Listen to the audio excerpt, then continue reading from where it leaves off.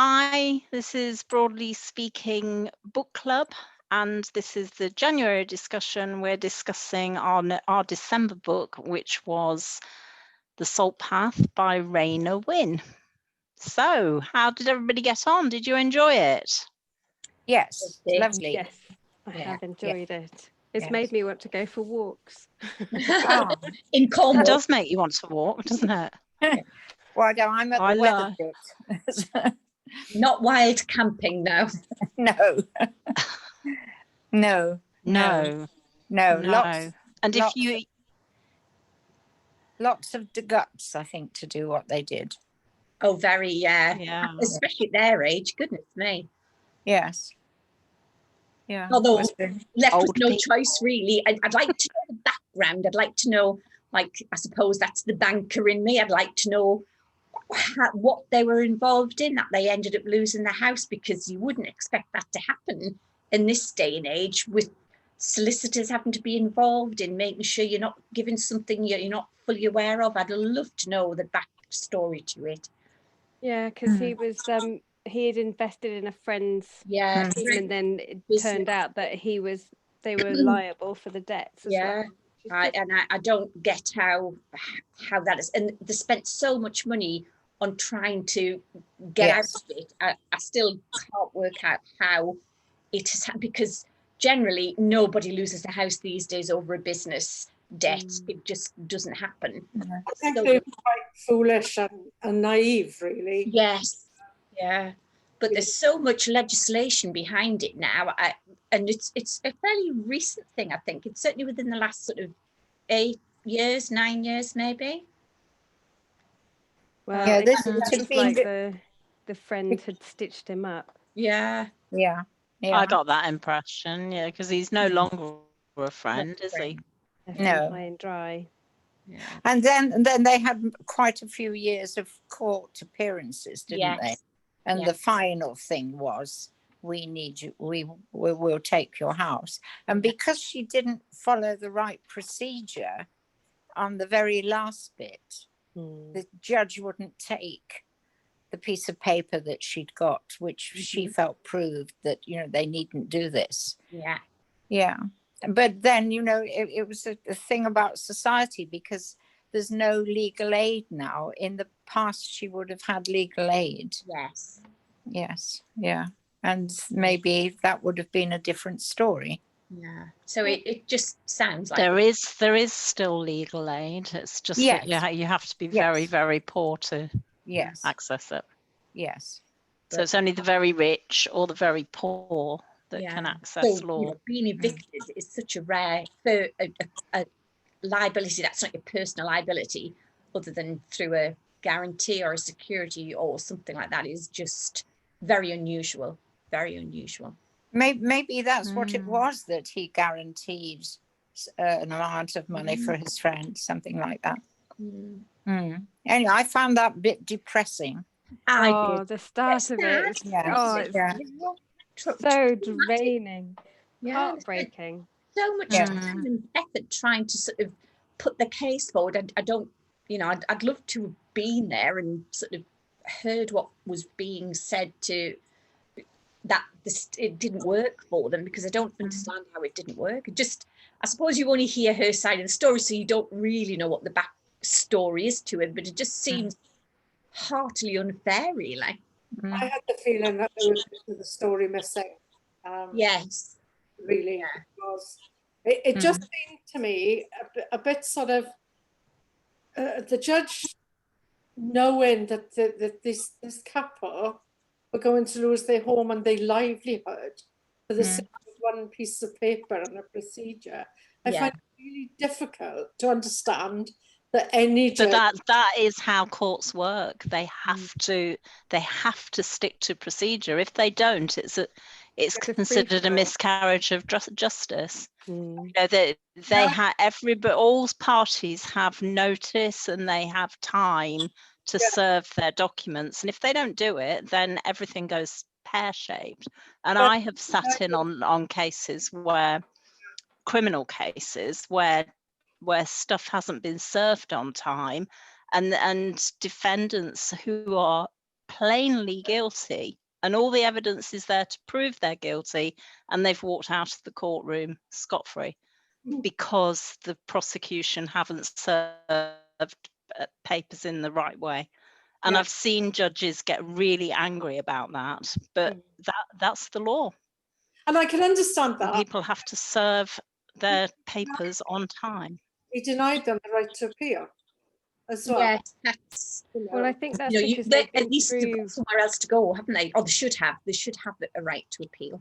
they had been through various courtrooms, and just because it's right at the start of the book, and it says trying to find some written evidence that would convince the judge of the truth that our interpretation of the original agreement was correct.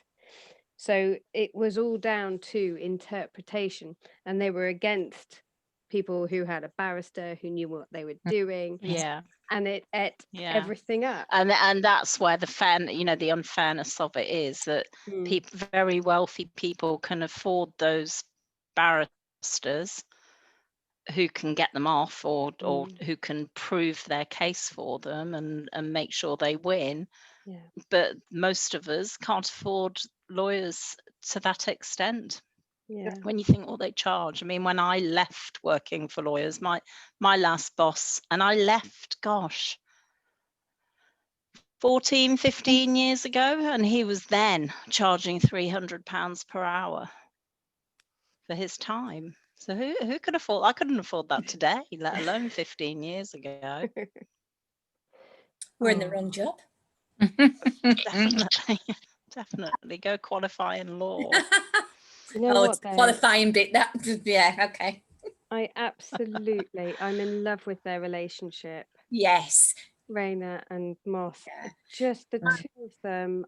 Oh, I would wish for a relationship like that. My goodness, they are so close, and just. But there's that tragedy still behind it, isn't the fact that he's got a disease, he's going to die, isn't he? Yeah, but they've been through so much, and he's still going to die. Yeah. It's heartbreaking, really. It's heartbreaking, but just to be that comfortable and confident with each other, and just such a lovely companionship. Yes. Just beautiful. Yeah. But I thought the other thing that stood out was the social story behind homelessness, and one of the scenes that stuck in my mind was when they were outside the shop and she fell over because of that dog. And and the way she was treated by the dog's owner was absolutely appalling. But also when they asked for water and somebody said, we sell water. I can't give you water. I thought that was heartbreaking. I think they've put a lot of flack, haven't they, about her book and the fact that she's kind of condoning wild camping and rocking up to a campsite and pitching your tent without paying and stuff like that. She's had there's been a bit of fallout from the story. I can imagine. I can understand why, actually. I mean, if I was a campsite owner, I wouldn't be very happy either, because they camped on a campsite and got away with it. And how a campsite's going to stay in business if everybody starts doing that. So I do kind of get that. And I don't know, but I think to give them flack for being allowed to wild camp, but I don't know if there's signs. You're not allowed to generally, are you? In England, you're not allowed to wild camp. It's illegal. I didn't know that. No, you can't. Can't go up a hill and pitch a tent. You can in Scotland, but not in England. Because it's about the right to roam? Is it in Scotland? Yes. Yes. I think we're similar. But I mean, Cornwall is on tourism for their income, and I guess if people are going to be encouraged to wander off on wild camp and steal, if you like, pictures on a campsite, the Cornish people are not going to be happy, are they? No. Tribes. I mean, I've been to Cornwall a couple of times, and itching to go back. And she describes it beautifully, you know, when she talks about Mosul, which is where some of my family come from. Yeah. And she describes it so beautifully. It makes you want to go there again. Right. Yeah, I love Cornwall. I've never been. And she does describe it beautifully. Yeah. I used to, I did think I would want to walk the coastal path after reading it, but whilst I'd still love to walk parts of it, I don't think I want to do what they did. No, it sounds like very, very hard work. And I honestly, the hunger, I just, every time they say I had a little bit of rice and maybe a little bit of tuna, I wouldn't cope. But I suppose that's their circumstances. I mean, if you were going to do it, you would plan it and you'd have the funds, hopefully, to sort of eat and camp legitimately without having to, you know, just sneak in with a tent on your back. So I guess they were homeless, weren't they? Whereas, you know, if you want to do the walk, you're presumably not doing it because you're homeless, you're doing it because you enjoy walking. Yeah. Hopefully. Yeah, hopefully. But you know what I say there, but for the grace of God, who knows? Like, you wouldn't expect that to be the last thing they'd have ever expected would have happened to them. What is it? We're all 2 paychecks away from homelessness. Right. That's what they say, isn't it? Yeah. I did wonder where, because I know their children are away doing educational things, but I don't know. Maybe it's because I still have parents who are roaming around a bit. But I did wonder that the children weren't involved very much at all in their story. Yeah. They did phone. They The did. daughter, There the was daughter, yes, from Italy. She thought she'd missed the bus. Oh yeah, Yeah. her daughter. Yeah. And it's just like they just, I know that, and you know, their daughter will be cross with them because they hadn't turned the phone on and were, you know, elsewhere. But I don't know. I've got a safety net with family and with you know, siblings and things, and I don't, because I know that they stayed with a friend for a bit, somebody else's couch, this, that, and the other. Yeah. I don't know, but it must.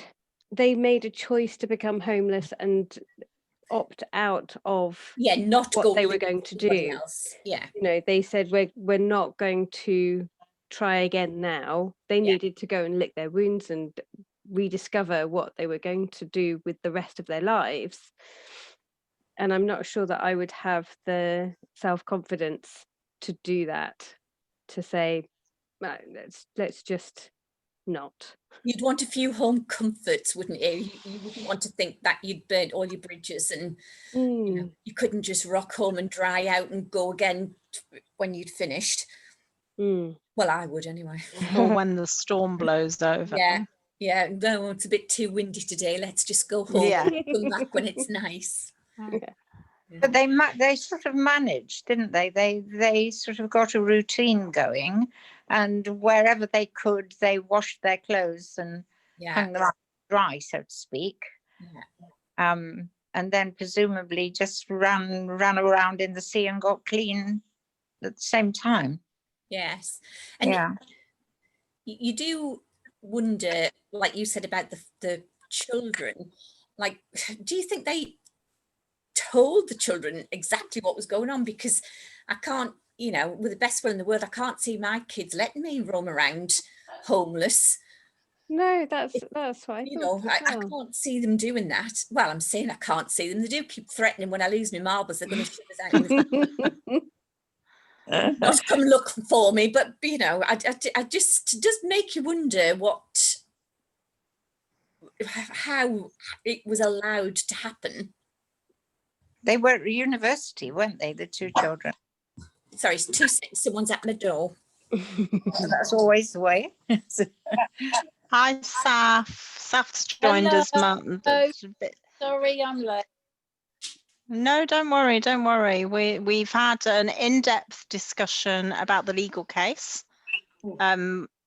We've talked about the coastal path and the weather and wild camping, and so feel free to add what were your thoughts on the book.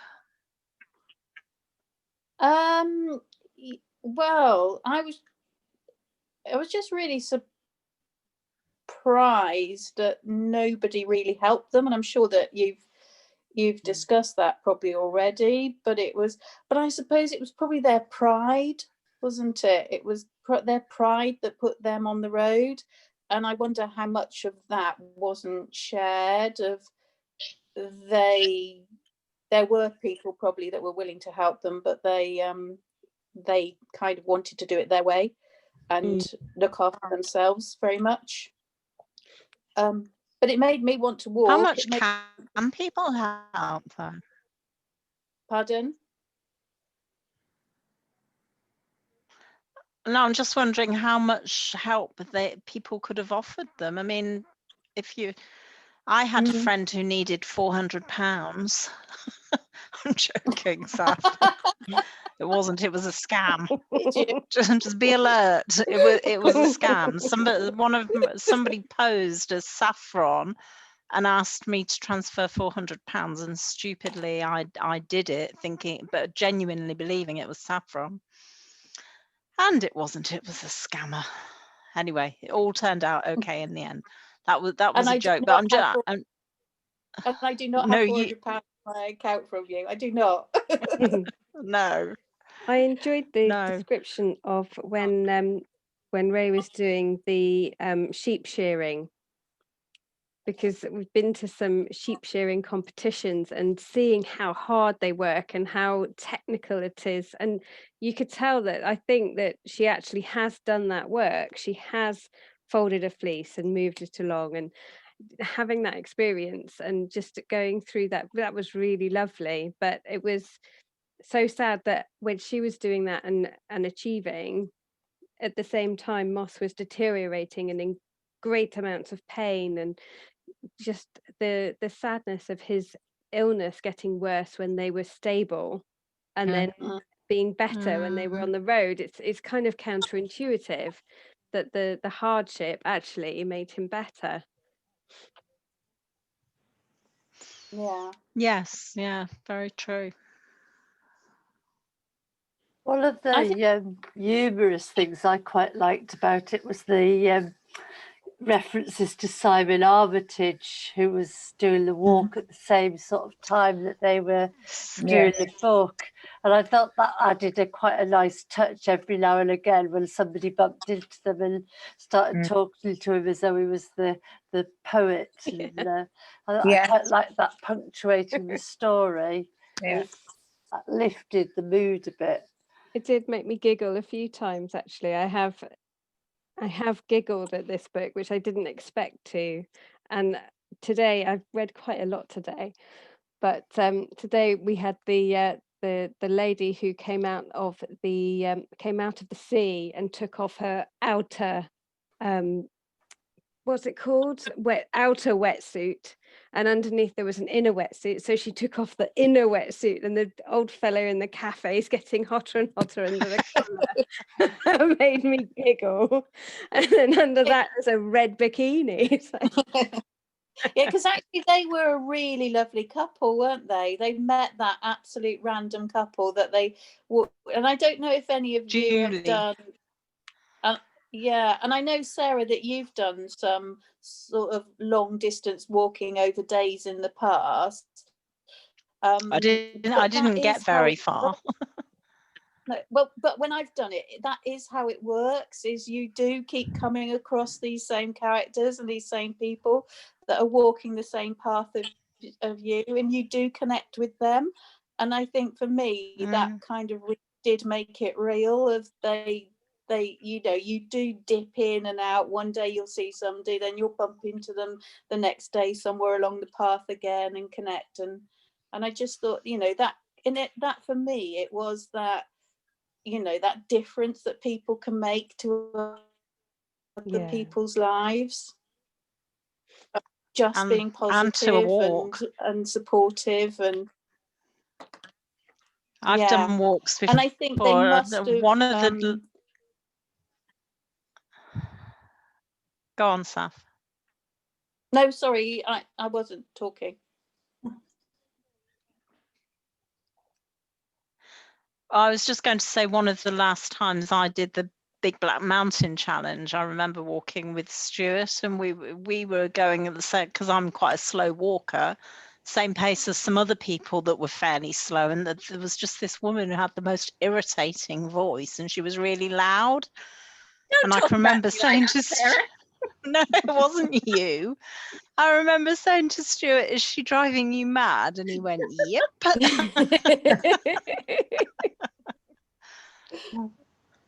And irritating woman on a walk. Raising the profile of the homeless problem and just going through how they classify homelessness and how they count it, and actually seeing the disparity between the real amount of homeless people and what people declare as homeless. That's quite shocking. Yeah, absolutely. It's like, yeah, those hidden figures, isn't it? It's trying to maybe make it not a problem that it is. But also, you know, I think the thing that shocked me was attitudes to homelessness. It's something that I feel desperately sorry for homeless people, and I would try and help them in any way that I could, short of offering people a spare bed at home. But and I would even be tempted to do that, but realise that's not a safe thing to do. The way that some of them were treated by other people was just shocking, absolutely shocking. I can't believe there are such horrible people out there. Yeah, I think though an element of it was that we identified with the characters. We knew their story, we knew their history, we knew why they were there.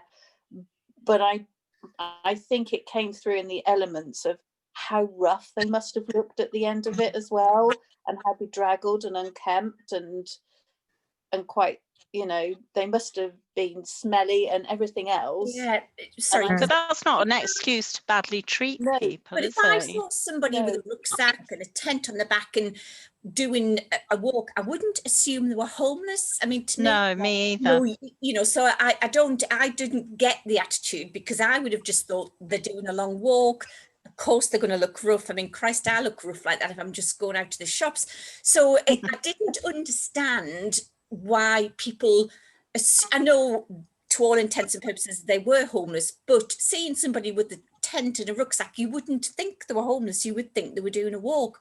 So why were they being treated like tramps begging in the town centre? Not that I don't treat tramps in the town centre like that, I promise you, but that's, you know, they weren't that. I didn't understand why the attitude was there for them. I don't know, the description of their so she was absolutely brown and her nose was peeling again and again and again, and she had a haystack for her hair. So I think they probably didn't just look like walkers.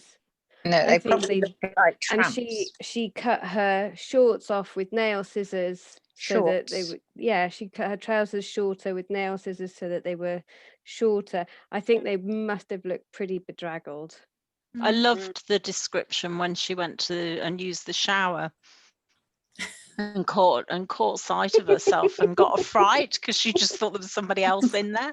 She didn't recognise her thin form because she'd lost so much weight. She just thought it was a totally different person. Because they would be thin, wouldn't they? They would be thin and drawn looking. You know, they would be no food and a lot of exercise. Yeah, and when they'd sort of run out of food and also run out of water, you know, they certainly wouldn't be looking sprightly, would they? And they said they felt ill. No, it's very hard. But it does seem little. And then there were the times when they were actually ill. You know, she had that horrible sickness. But his illness, I mean, it's little short of a miracle. He's still walking around, really, isn't it? You know, with everything, with what he has got, and bizarre that it seems to make him feel better when you would think or that physical activity, lack of food and facilities make him feel worse. What does that say about what we eat? Well, yeah. Yes. Yeah. He does seem to be quite a quiet soul. It was though, apart from interesting when as he's well, like the a how she storyteller. expected. Yeah. When she went to the doctors and she expected the doctor to declare it a miracle, and he didn't. No. That must have been. She must have felt crestfallen. I felt crestfallen for her. Because he said, "You've made it worse." Yeah. Not what you want to hear. No. And to be held up by, I think it was Polly, wasn't it? They were staying in her barn or her shed and doing it up, and to find out that she's offered that already to somebody else. I was like, stay as long as you like. Harsh. Yeah, for me that was the most horrid moment of, oh my goodness, it sounds she'd actually used them, but they were almost too polite to put it in the writing. Yeah. But it was almost read between the lines that she had used them for that. And I found that quite hard, that she was a friend and could do that. That for me was almost harder to accept than people shunning them on the walk and treating them because they didn't know them. No, it's a book of ups and downs, isn't it? Yes. Yeah. What did you think to her style of writing, out of interest? I thought her descriptions of the areas and the places they were going to were superb. I thought they were really good. Yes, very descriptive, very, like, you can feel it, can't you? Yeah, I thought that was skillful. Yes. I found it easy to read as well. It wasn't a challenge to read. It flowed very nicely. The tone of it was very easy to just get along with. I liked it when she was repeating. Was it green, blue, green, up, down, when she was walking, which presumably kept her going. Yes. It didn't always keep me totally hooked. Yeah, there were times, there were only little bits of the book I became a little bit bored of what I was reading. It didn't keep me gripped the whole time. I mean, it was a really good book. I'm not trying to do it down at all. I'm just thinking, it was her first novel. It's not a novel, is it? It's not a novel, no. That's her first piece of writing. Her first piece of writing, and for that, I'd say it was excellent. For somebody doing that for the first time. But there were times when I started to lose interest. But then something would happen, and I'd be back in the book again, and it would keep me going. I did think it was very good. Yeah, I agree with you, Sags. I think I said to you the other day that I felt that you could tell it was her first one. You could tell that there was that inexperience in writing. Although I liked the story and I liked the message of it, I did feel that it was sort of an inexperienced writer. I liked the sort of idea of the story, but it didn't really encourage me to want to read her next book, to be quite honest. I wouldn't be dashing to read another one. So I'm not enough to read it. I will read it. But I've reading some other stuff in between. Yeah. I mean, it is our book for January. I'll read it. Yeah. Are you going to read it in January, Sue? Yeah. I've just finished reading the second book that was on the list, The Heart of Furies. I'm reading that one now, yeah. Oh, it's such a lovely book. It is, yeah. Some of it's a bit, but yeah, I'm enjoying that one as well. But I'd read The Salt Path probably sort of June, July time. I'd read it already. I wanted to read the second one, which is why I put it on it, so it was already on my reading list, so I've got it all ready to read.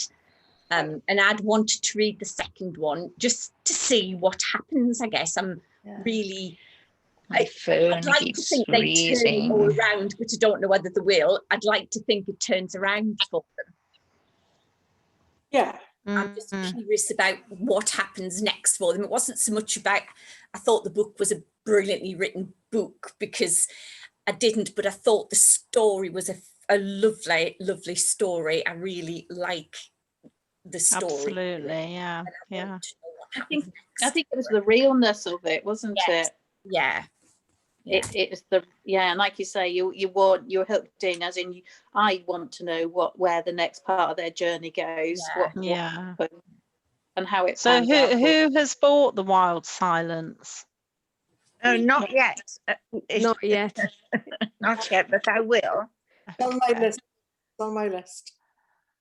I thought I'd wait till I'd finished it.